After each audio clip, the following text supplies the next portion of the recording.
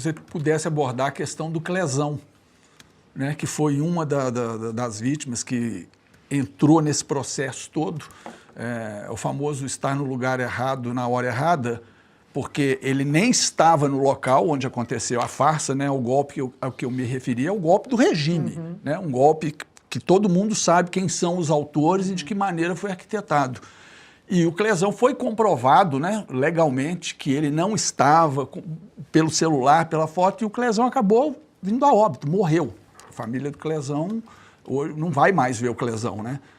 Como que isso afetou esse seu trabalho, como é que isso impactou e de que forma você está pensando em conduzir o resto do seu trabalho para que isso não ocorra? Porque, pelo seu relato aqui, há situações bastante limite, né?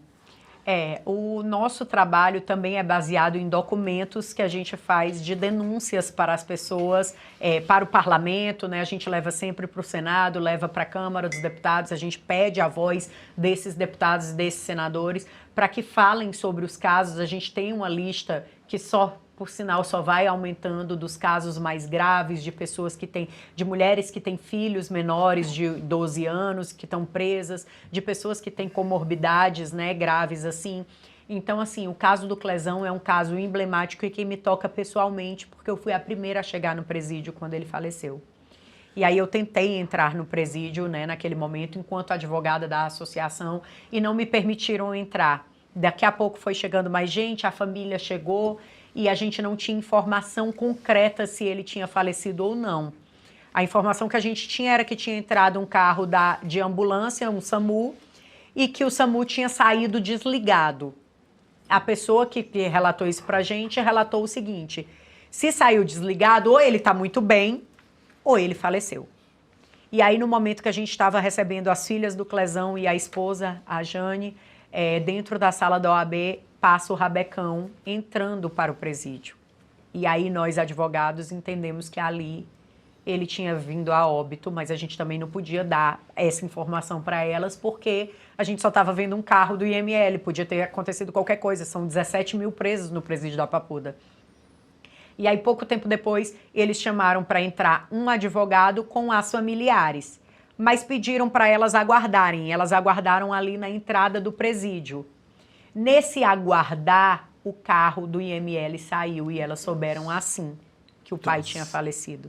Mais uma barbaridade, né? Mais uma barbaridade. E elas choravam muito, muito e gritavam de fora e eles gritavam lá de dentro, os presos.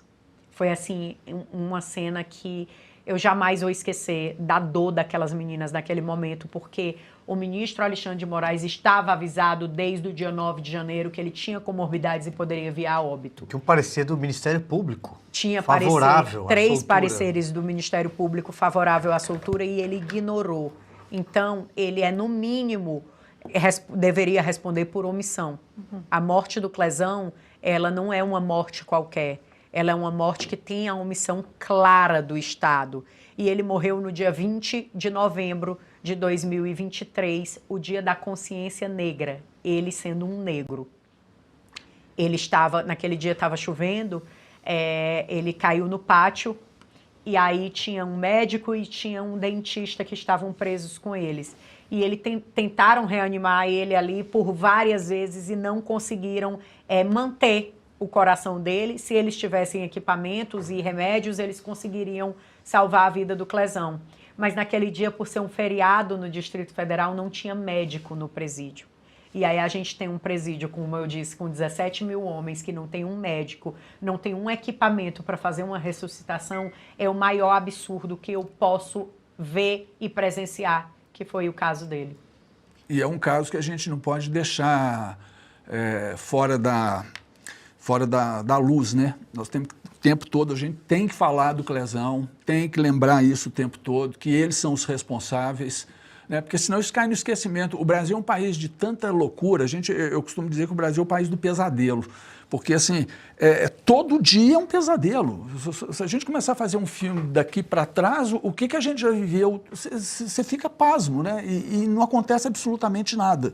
Então eu acho que é importante a associação também manter a memória do Clezão, porque pelo jeito que as coisas estão indo, podemos ter um segundo caso, né? Infelizmente. Sim, sim, né? e a gente luta para que não tenha, para que nenhum familiar mais tenha que sofrer a dor que a família do Clezão sofreu e ainda sofre, porque as meninas, elas lutam pela anistia como se o pai delas estivesse dentro do presídio, como se o marido da Jane estivesse dentro do presídio. E quando isso acabar, todo mundo vai ter seus familiares de volta e Sim, elas não terão. Pois é.